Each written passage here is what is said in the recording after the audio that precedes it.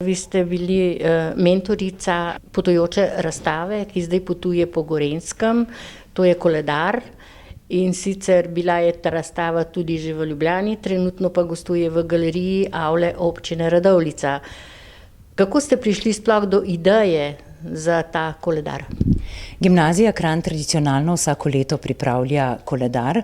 Letos sem prevzela mentorstvo 5 nadarjenih dijakinj in ideja za to, da bi upodobili slovenske velikane, je pravzaprav prišla že zelo zgodaj, že septembra.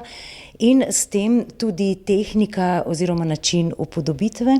Odločila sem se, da mora biti koledar enovit, sploh če ga ustvarja 5 dijakinj, je to težje doseči, zato smo to dosegle z izbiro enotne tehnike, svinčnika v rjavi barvi, ki nekako simbolizira starodavnost oziroma povezano slovensko zemljo in mogoče hkrati tudi slikarijami, z jamskimi slikarijami. Poleg tega pa glede na to, da so slikale v maniri starih mojstrov, seveda povezuje prav ta rjava barva in pa tudi nekoliko obarvan, patiniran papir.